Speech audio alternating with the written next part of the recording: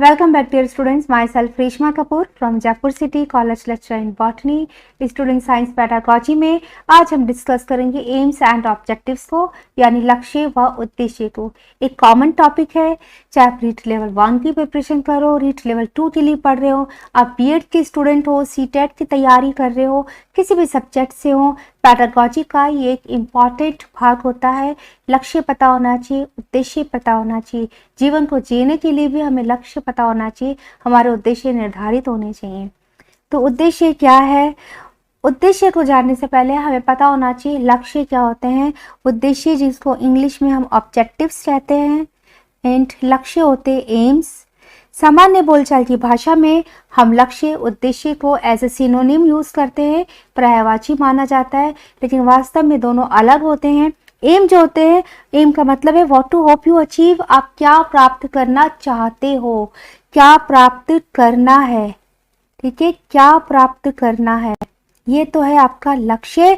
और ऑब्जेक्टिव है the actions you will take in order to achieve the aim. उस लक्ष्य को प्राप्त करने के लिए आपको कौन से एक्शंस करने हैं, मीन्स ऑब्जेक्टिव्स बताते हैं प्राप्त कैसे करना है, ठीक है। सो हम कह सकते हैं एम्स जो है वो नाउन है, संज्ञा है एम, जबकि जो ऑब्जेक्टिव्स होते हैं वो वर्ब्स होती हैं, क्रियाएं होती हैं।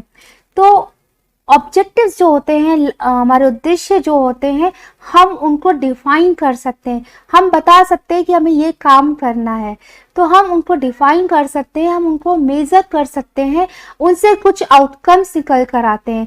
तो हम ये कह सकते हैं कि उद्देश्य एक पूर्वदर्शित लक्ष्य यानी डिटरमाइंड एम्स, जो हमें पहले पता है, को पाने के लिए की जाने वाली क्रिया है। और लक्ष्य क्या है? वो उस क्रिया को संचालित करने या व्यवहार को प्रेरित करने वाला साध्य है, जिससे प्रेरित होकर आप एक काम करते हैं, वो साध्य होता है लक्ष्य।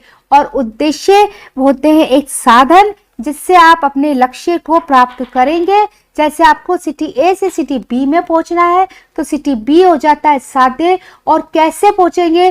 गाड़ी से पहुंचेंगे, ट्रेन से पहुंचेंगे, किस माध्यम के द्वारा पहुंचेंगे, तो वो ऑब्जेक्टिव्स हो जाते हैं साधन। यदि लक्ष्य निश्चित होंगे, स्पष्ट होंगे, तो व्यक्ति की क्रियाएं जो होगी, जो भी काम किया जाएगा, वो उत्साहपूर्वक चलता रहता है जब तक कि वो उस लक्ष्य को प्राप्त नहीं कर लेता। जैसे जैसे लक्ष्य के निकट आता जाता है, वो अपने लक्ष्य को प्राप्त करता रहता है। और लक्ष्य को प्राप्त करने को ही उद्देश्य की प्राप्ति कहते हैं।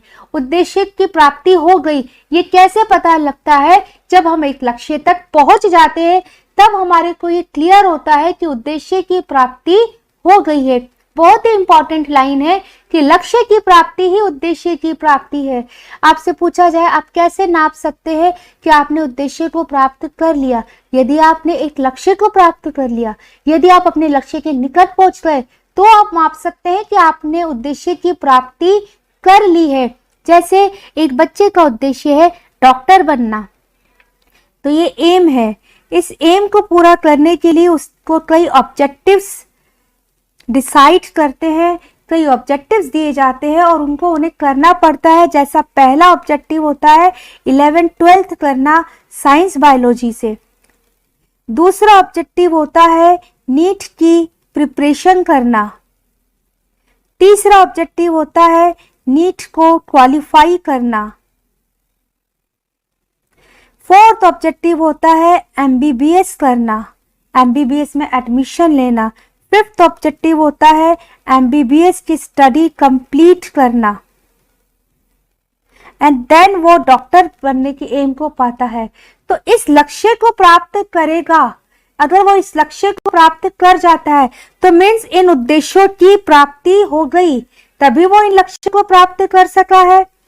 अब अगर हम यहाँ पर कहें कि ये जो उद्देश्य है क्लास 11-12, जो आज हमें एक उद्देश्य दिखाई दे रहा है, वास्तव में वो क्लास 10th में लक्ष्य होगा।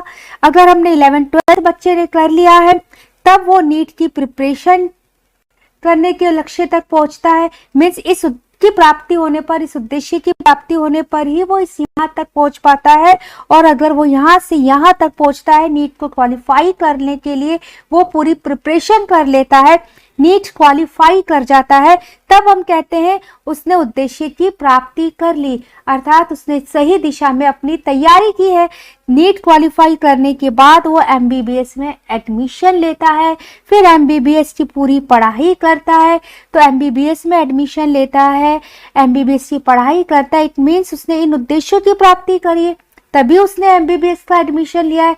और यहाँ पर उसने अच्छे से अपनी पढ़ाई पूरी करी है और जिससे उसको एक डॉक्टर की डिग्री मिल गई है, अर्थात उसने इस लक्ष्य की प्राप्ति कर ली है। इसका मतलब उन्होंने इस उद्देश्य को प्राप्त कर लिया।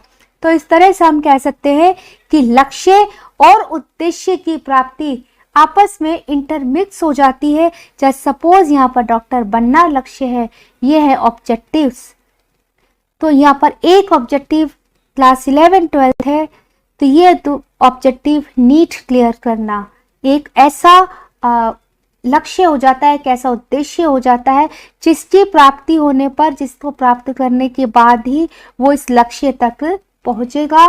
तो लक्ष्य की प्राप्ति उद्देश्य की प्राप्ति से मापी जाती है। उद्देश्य हमें प्राप्त हो गया, हम कह सकते हैं यदि हम लक्ष्य के निकट पहुंच जाते हैं, यदि हम लक्ष्य को प्राप्त कर लेते हैं। तो इसी से सिद्ध होता है कि उद्देश्य की आवश्यकता क्या है, क्यों हमें उद्देश्य निर्धारित करने चाहिए। अगर बच्चे को ये पता ही नहीं होगा कि उसे करना क्या है और उस करने के लिए उसे कैसे करना है, कैसे उससे रीट का एग्जाम क्लियर करना है, तो वो कैसे रीट का एग्जाम क्लियर करेगा, कैसे अपने लक्ष्य को प्राप्त करेगा। तो उद्देश्य का स्पष्ट ज्ञान होने पर ही एक सही दिशा में कार्य किए जाते हैं, और जब सही दिशा में कार्य होते हैं तो मन में दृढ़ता आती है, आत्मबल आता है, आत्मविश्वास आता है, एक जोश आता है, हमारा एटीट्यूड पॉजिटिव बनता है और फिर उत्साह के साथ में कार्य किए जाते हैं ताकि लक्ष्य को प्राप्त किया जा सके। और शिक्षा में भी यही बात लागू होती है।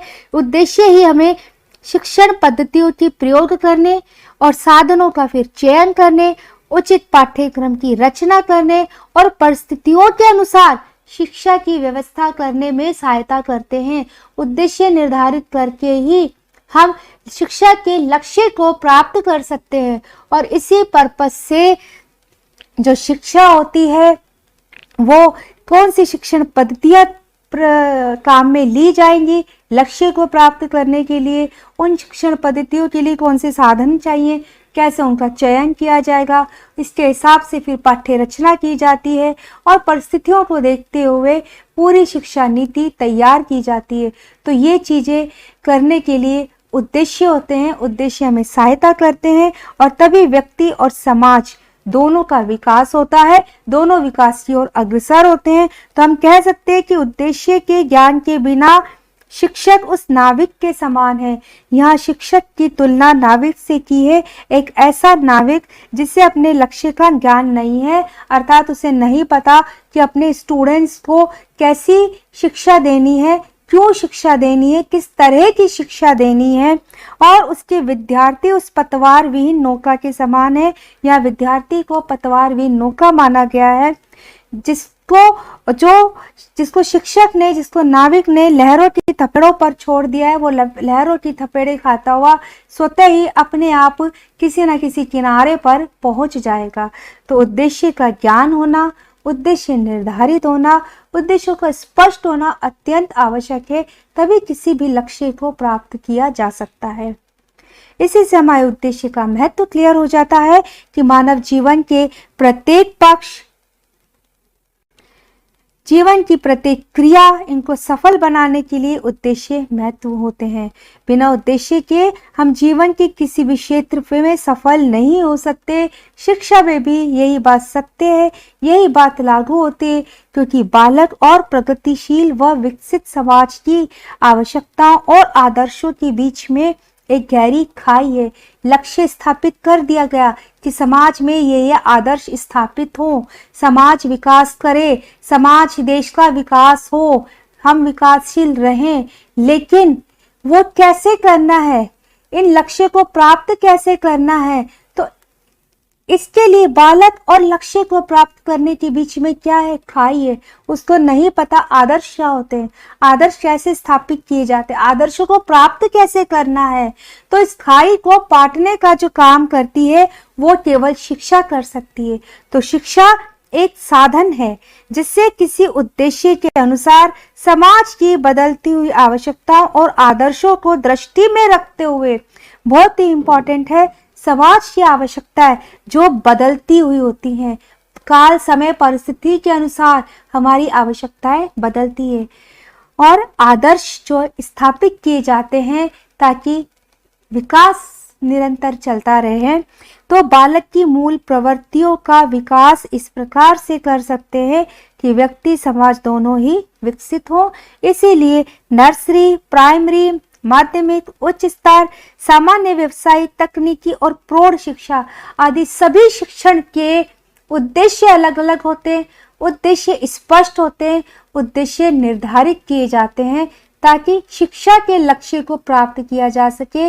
और शिक्षा का एकमात्र अंतिम लक्ष्य होता है देश का विकास, समाज का विकास, समाज में आदर्श, देश में शांति, विश्व में शांति।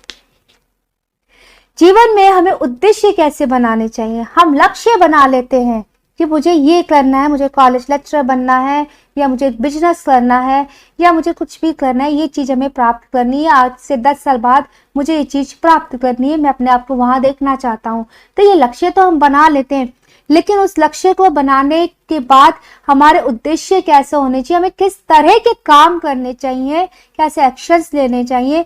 तो ऑब्जेक्टिव्स हमारे होने चाहिए स्मार्ट। अब यहाँ पर स्मार्ट क्या है, एस से मतलब है स्पेसिफिक, मीन्स हमारे उद्देश्य विशिष्ट होने चाहिए, हमारे उद्देश्य प्रिसाइज होने चाहिए, मोर प्रिसाइज होने चाहिए, अत्यंत सटीक होने चाहिए। हमको स्पष्ट रूप से पता होना चाहिए कि ये काम करने के बाद मुझे ये आउटकम मिलेगा, इसका रिजल्ट ये होगा। हमारे जो ऑब्जेक्टिव्स है वो मेजरेबल होने चाहिए, अर्थात हम उनका इवैल्यूएशन कर सके, उनको माप सके, हम देख सके कि ये कार्य करने के बाद जो आउटकम निकल कर आया है उससे उद्देश्य की पूर्ति हुई है या नहीं हुई है। यानी आपने कोई एक चैप्टर को आपने पढ़ा है, किसी पेपर का आपके रीड के किसी पेपर का आपने एक चैप्टर पढ़ा है, तो उस किस उद्देश्य से पढ़ा है कि उस चैप्टर की मुझे पूरी तरह से समझ आ जाए, मुझे वो चैप्टर याद हो जाए, मेरे कंसेप्ट क्लियर हो जाए, ताकि मैं पेपर के समय में इससे संबंधित, इस चैप्टर से संबंधित प्रश्नों को आसानी से सही हल कर सकूं। तो इसको आप मापेंगे कैसे, इसके लिए आप एमसीक्यूज करेंगे, आप टेस्ट सीरीज देंगे और आप एवेल्यूएशन करेंगे कितने क्वेश्चंस आपके सही बनते हैं, कितने समय में आप ज़्यादा से ज़्यादा सही क्वेश्चंस को कर लेते हैं। फिर आप अगली बार दोबारा टेस्ट देंगे, देन फिर चेकिंग करेंगे कि पहले आपने इतने समय में इतने क्वेश्चन किए थे लेकिन अब कम समय में ज़्यादा क्वेश्चन सही किए, आपकी एक्यूरेसी बढ़ गई है, टाइम पीरियड आपका कम हो गया है। तो इस तरह से आप अपने ऑब्जेक्टिव्स को माप सकते हैं, आप उसका इवैल्यूएशन कर सकते हैं, उसका मूल्यांकन कर सकते हैं। ऑब्जेक्टिव्स हमारे अचीवेबल होने चाहिए, इन दैट मीन्स ऑब्जेक्टिव जो हम डिसाइड करें, जो हम ऑब्जेक्टिव्स बनाएं, वो इस तरह से होने चाहिए कि उनमें उनको प्राप्त करने में हमको एफर्ट्स ज़्यादा नहीं करने पड़े।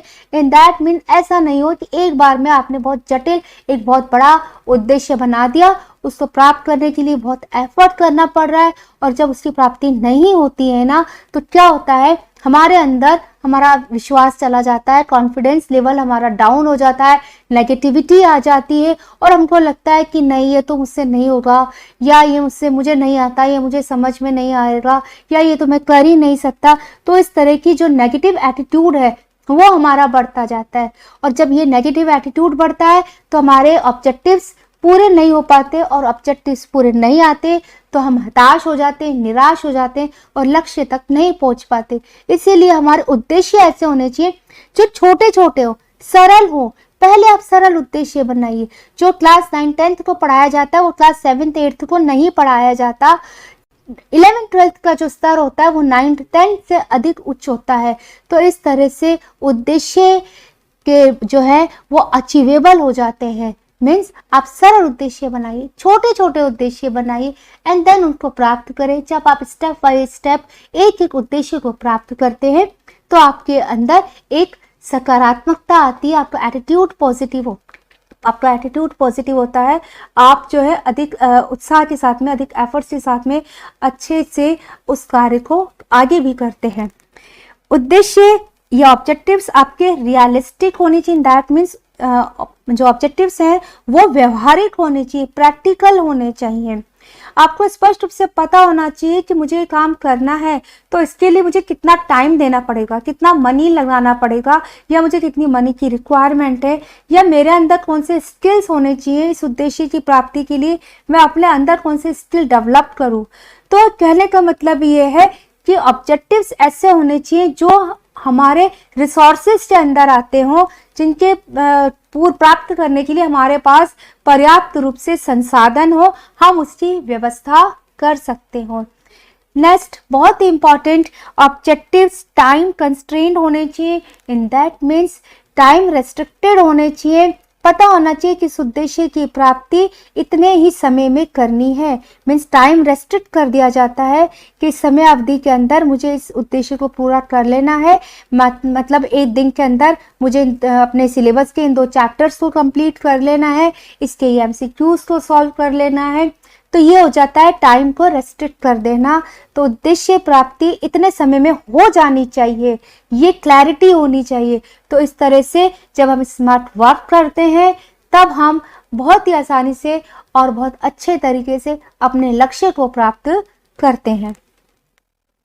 अब हम जानते हैं कि लक्ष्य और उद्देश्य में अंतर क्या है।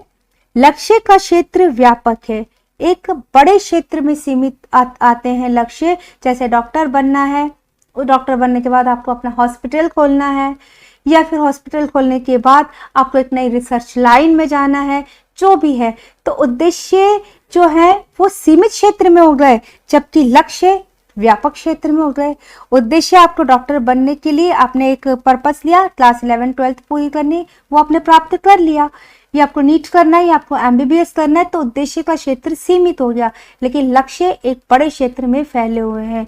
आप टीचर बन गए तो टीचर बनने के बाद आपका अब क्या है कि आपको बच्चों को ऐसे पढ़ाना है ताकि आपका रिजल्ट अच्छा रहे, बच्चों को आप सही दिशा दे सके। तो इस तरह से लक्ष्य का क्षेत्र व्यापक होता है, जबकि उद्देश्य सीमित क्षेत्र में ही होते हैं। लक्ष्य की अवधि दीर्घकालीन होती है, जबकि उद्देश्य अल्प अवधि में पूर्ण हो जाते हैं। कम समय में हम उद्देश्य की प्राप्ति कर सकते हैं। अगर हमें एक टीचर भी बनना है तो उसके लिए हमारे को एक ग्रेजुएशन करनी है, बीएड करना है, फिर एग्ज़ाम को क्वालिफाइड करना है। तो ये जो एक टाइम पीरियड है, इस अवधि को पूरी करने के बाद ही हम टीचर बनने के लक्ष्य को प्राप्त कर सकेंगे। लेकिन एक उद्देश्य कि मुझे ग्रेजुएशन करनी है या मुझे बीएड करना है, वो उस टाइम पीरियड के कम अवधि में लक्ष्य की तुलना में उद्देश्य कम अवधि में पूर्ण हो गया। लक्ष्य अस्पष्ट या अनिश्चित होते हैं। इसका मतलब यह है कि लक्ष्य को प्राप्त करने के लिए स्पष्ट दिशा निर्देश नहीं दिए जा सकते, दिशा निर्देश नहीं दिए जा सकते। अर्थात आपको डॉक्टर बनना है तो इसके लिए उद्देश्य डिसाइड होता है 11 12 करना, नीट करना, लेकिन डॉक्टर बनना है इसके लिए कोई दिशा निर्देश, इसके लिए कोई स्पष्ट रूप से कोई तरीका नहीं है। आपको उद्देश्य पूरे होंगे तब आप लक्ष्य को प्राप्त कर सकेंगे। और जो उद्देश्य होते हैं वो निश्चित होते हैं, स्पष्ट होते हैं। मतलब इसको कैसे पूरा करना है, इसके लिए स्पष्ट दिशा निर्देश दिए जा सकते हैं, दिशा निर्देश दिए जा सकते हैं। अर्थात नीट अगर आपको क्लियर करनी है या रीट का पेपर आपको क्लियर करना है तो एक सिलेबस दे दिया गया, उस सिलेबस को आप कर लेंगे तो आप लक्ष्य को तक जाएंगे। तो कहने का यह है कि लक्ष्य अस्पष्ट है, अनिश्चित है, उसमें दिशा निर्देश देने का कोई तरीका नहीं है। लेकिन उद्देश्य को हम दिशा निर्देशित देकर एक गाइडेंस के द्वारा, एक डायरेक्शन के द्वारा हम उद्देश्य प्राप्त कर सकते हैं। लक्ष्य की प्राप्ति में विद्यालय, समाज और संपूर्ण राष्ट्र जिम्मेदार होता है। जितना बड़ा लक्ष्य होता है उतना बड़े स्तर पर जिम्मेदारी हो जाती है। लेकिन अगर एक उद्देश्य को प्राप्त करना है तो वो उसकी जिम्मेदारी प्राय एक शिक्षक की ही होती है। लक्ष्य का मापन एवं मूल्यांकन संभव नहीं है। एक डॉक्टर आप बन गए तो ये नहीं कि आपने माप लिया कि मैं डॉक्टर बन गया। डॉक्टर बनने का पर्पस क्या है? डॉक्टर बने हैं आप अपने मरीजों का इलाज करने के लिए। आप हो सकता है आप हॉस्पिटल में जॉब करें, हो सकता है आप अपना क्लिनिक खोलें, देन हो सकता है आप हॉस्पिटल अपना खुद का हॉस्पिटल बनाएं। तो इस तरह से आप लक्ष्य को प्राप्त करने के बाद आप उसमें काम करते जाएंगे। ये नहीं कि अब आपने डॉक्टर बन गए तो आप ठहर गए। तो इस तरह से लक्ष्य प्राप्त कर लिया, इसको मापा नहीं जा सकता। इसी तरह एक देश के लिए बात करें कि एक देश विकसित हो गया, इसको मापा नहीं जा सकता। एक पैरामीटर पर मापा जा सकता है कि इकोनॉमिकली विकसित है, ठीक है। हो सकता है अभी सोशल एस्पेक्ट्स में, अभी इमोशनल पैरामीटर्स में उस देश को कई काम करने हैं, तब वो जाकर इस एस्पेक्ट्स में भी विकसित होगा। तो लक्ष्य का मेजरमेंट नहीं किया जा सकता कि इतना हमने कर लिया तो अब हमने लक्ष्य पूरा कर लिया, या ये हमें प्राप्त हो गया तो हमने अपना लक्ष्य पूरा कर लिया। लेकिन उद्देश्य को मापा जा सकता है, उद्देश्य का मूल्यांकन किया जा सकता है। जब आप एक लक्ष्य तक पहुंच जाते हैं तो आप कहते हैं कि उद्देश्य की प्राप्ति हो गई। उद्देश्य की प्राप्ति ही मानी जाती है किसी लक्ष्य तक पहुंचना, किसी लक्ष्य के निकट पहुंचना। नीट क्लियर करने के लिए 11th-12th क्लियर कर ली तो आप उस लक्ष्य तक पहुंच गए हैं, देन उद्देश्य की प्राप्ति हो चुकी है।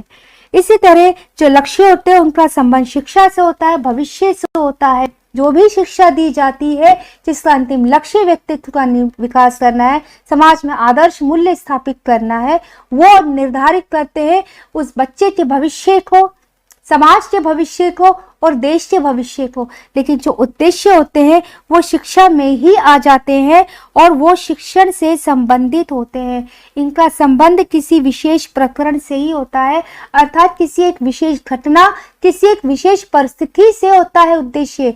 उस परिस्थिति को प्राप्त कर लिया, उस परिस्थिति से बाहर निकल गए, मतलब आपने उद्देश्य की प्राप्ति कर ली है। लक्ष्य प्राप्त करने का स्रोत, लक्ष्य प्राप्त कैसे किया जा सकता है, इसका जो स्रोत होता है समाज शास्त्र, दर्शन शास्त्र तथा संपूर्ण शिक्षा शास्त्र होता है। कैसे होता है कि एक लक्ष्य है समाज की उन्नति, समाज का विकास, देश का विकास, विश्व में शांति। तो इसको प्राप्त करने के लिए जो स्रोत है, जो जिम्मेदारी बनेगी वो पूरे समाज की बनेगी। समाज कैसा है, समाज का दर्शन क्या है, समाज में आदर्श कैसे हैं, समाज में किस तरह के मूल्य स्थापित है, एक बच्चा किस तरह के व्यवहार, किस तरह के आचरण को अपने चारों ओर के समाज में देखता है, अपने चारों ओर की परिस्थिति में देखता है, उसको किस तरह की शिक्षा दी जाती है, किस पद्धति से उसको शिक्षा दी जाती है, ये सारी चीजें तय करेंगी उस लक्ष्य की प्राप्ति में। तो हम कहते हैं कि लक्ष्य के स्रोत हैं शिक्षण शास्त्र, आपका समाज शास्त्र, आपका दर्शन शास्त्र, जबकि उद्देश्य प्राप्ति का स्रोत होते हैं मनोविज्ञान। लक्ष्य में उद्देश्य समाहित है और उद्देश्य लक्ष्य का ही एक भाग है। जैसे लक्ष्य है डॉक्टर बनना, तो इसी में आ जाता है 11th-12th हो, नीट हो, MBBS हो, ठीक है। और उद्देश्य लक्ष्य का एक भाग है, ये इसका एक पार्ट है। एक एक स्टेप के अनुसार आपको चलना पड़ेगा, एक एक उद्देश्य की प्राप्ति करनी पड़ेगी, तब आप अपने लक्ष्य तक पहुंच पाते हैं। लक्ष्य व्यक्तिनिष्ठ होते हैं, इनमें व्यक्तिनिष्ठता होती है, अर्थात ये जरूरी नहीं है कि आप उनको अपने जीवन में अप्लाई भी करें। जैसे बचपन से ही हर क्लास में, हर शिक्षण पद्धति में, हर शिक्षा नीति में बच्चे को मॉरल सिखाए जाते हैं। शुरू से ही ये बताया जाता है कि हमें बड़े होकर ये काम करने हैं, हमें चोरी नहीं करनी, झूठ नहीं बोलना, हमारे जो है समाज में हिंसा नहीं करनी, लड़ाई झगड़े नहीं करना है, या फिर इन सामाजिक कुरीतियों से, अंधविश्वास से दूर रहना है। ये पढ़ाया जाता है, ये समझाया जाता है, हम इस सिलेबस को कंप्लीट भी करते हैं, लेकिन क्या उसको अप्लाई करते हैं, ये हमारी अपनी व्यक्तिनिष्ठ बात हो जाती है कि हम अंधविश्वास करें या ना करें, हम कुरीति को माने या ना माने। साइंस पढ़ने के बाद, एक साइंस टीचर होने के बाद भी एक व्यक्ति अंधविश्वासी हो सकता है। तो लक्ष्य जो हैं वो व्यक्तिनिष्ठ होते हैं, जबकि जो ऑब्जेक्टिव्स होते हैं, जो उद्देश्य होते हैं, उनमें वस्तुनिष्ठता होती है। अर्थात आपको एक सिलेबस दे दिया, आपने उसको पास कर लिया, आपने उद्देश्य पूरा कर लिया, आप साइंस के टीचर हो गए, आपका उद्देश्य पूरा हो गया। अब जरूरी नहीं है कि आपने अंधविश्वास दूर करना, वैज्ञानिक दृष्टिकोण रखना, इस साइंस के, विज्ञान के इस लक्ष्य को प्राप्त किया है कि नहीं किया, ये कोई आवश्यक नहीं है। तो हम कहते हैं कि लक्ष्य जो है वो आदर्शवादी होते हैं। अर्थात लक्ष्य प्राप्त करने पे संदेह भी हो सकता है, लक्ष्य प्राप्त किए भी जा सकते हैं, लक्ष्य प्राप्त नहीं भी किए जा सकते, लेकिन जो उद्देश्य होते हैं वो व्यवहारिक होते हैं, वो प्रैक्टिकल होते हैं। एक उद्देश्य प्राप्त कर लिया जाता है, वो लक्ष्य में परिणित हो भी सकता है और वो लक्ष्य में परिणित नहीं भी हो सकता। 11th-12th करने के बाद आप बीएससी भी कर सकते हो, आप बीएड करके किसी टीचिंग लाइन में आ सकते हो या बैंकिंग सेक्टर में भी जा सकते हो। मीन्स उद्देश्य जो है प्रैक्टिकल्स हैं, आपकी जो है परिस्थिति पर निर्भर कर जाएंगे। उद्देश्य निश्चित है और प्रत्येक प्रकरण के लिए भिन्न भिन्न है, हर स्तर के लिए भिन्न भिन्न है। आपकी नर्सरी के लिए अलग है, प्राइमरी के लिए अलग है, माध्यमिक के लिए अलग है। नीट की तैयारी करनी है तो अलग उद्देश्य है, बीएड करनी है तो अलग उद्देश्य निर्धारित होंगे। तो कहने का मतलब ये है उद्देश्य आदर्शवादी है, लक्ष्य आदर्शवादी हैं और उद्देश्य व्यवहारिक है। स्टूडेंट्स, आज की क्लास में हमने बहुत ही डिटेल में लेकिन बहुत सरल तरीके से जाना है कि लक्ष्य क्या होते हैं और उद्देश्य क्या होते हैं, जीवन में इनका महत्व क्या है। हमको पता होना चाहिए, स्पष्ट होना चाहिए हमारा लक्ष्य क्या है, हमारा उद्देश्य क्या है। इसके बाद की क्लास में हम विशिष्ट उद्देश्यों के बारे में डिस्कस करेंगे। मेरे चैनल को अगर आपने सब्सक्राइब किया है तो उसके लिए बहुत बहुत धन्यवाद, और अगर आपने सब्सक्राइब नहीं किया है तो प्लीज़ आप सब्सक्राइब करें, लाइक करें और शेयर करें। मेरा व्हाट्सएप नंबर दिया हुआ है स्टूडेंट्स।